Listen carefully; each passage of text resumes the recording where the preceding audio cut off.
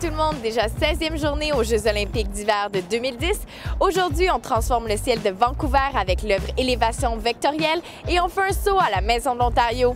Mais avant, voici les résultats sportifs de la 15e journée.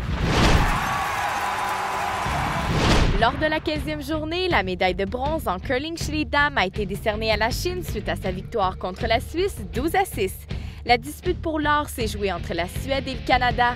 L'équipe suédoise a reçu le titre de championne, suivant un pointage de 7-6 sur l'équipe canadienne qui s'est vue décerner l'argent.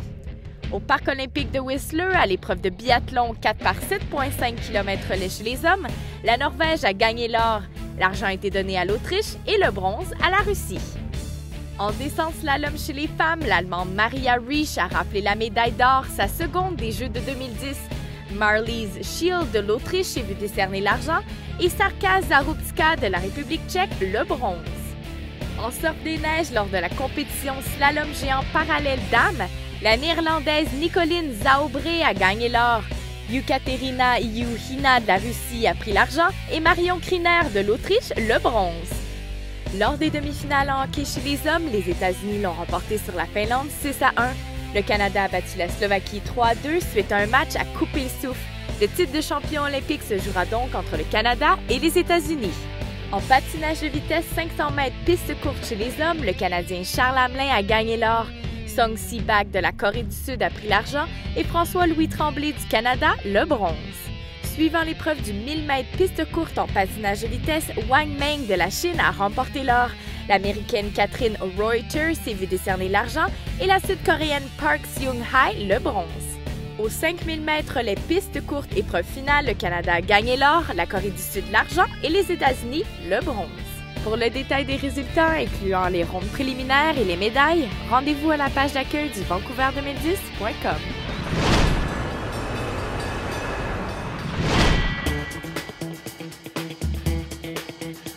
La Maison de l'Ontario souligne la créativité, l'ingéniosité et le leadership de cette province de l'Est. Le pavillon situé en plein cœur des célébrations invite les gens à se détendre et à s'imprégner de la vitalité olympique. On s'entretient avec l'artiste franco-ontarien Damien Robitaille.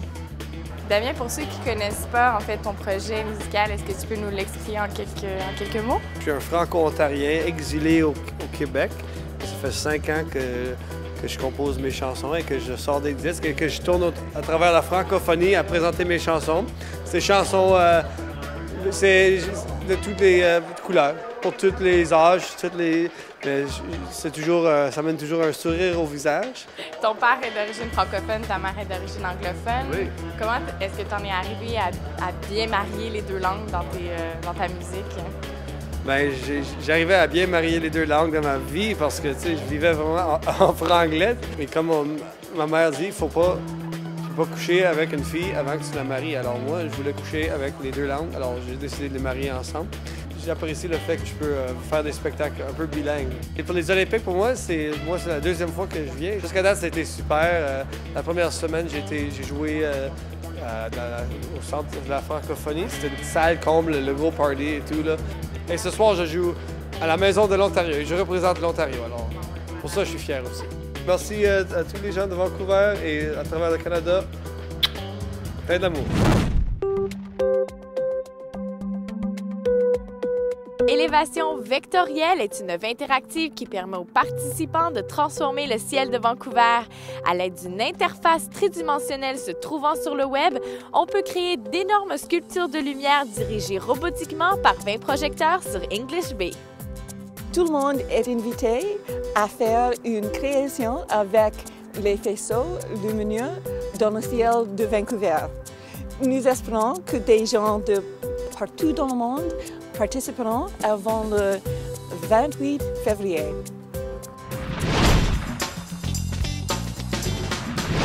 Le créateur sonore DJ Champion œuvre dans la prestation live avec des excès de guitare électrique sur fond de batterie électronique. Venez assister à cette facture dansante et contagieuse ce soir sur la scène de Whistler Live. Faites le tour du monde en compagnie de la chanteuse et pianiste québécoise Florence K. Ce mélange jazz-pop à saveur salsa cubaine est présenté ce soir à Performance Works. C'est tout pour aujourd'hui. Rendez-vous demain. D'ici là, profitez bien de votre expérience des Jeux de 2010 à Vancouver.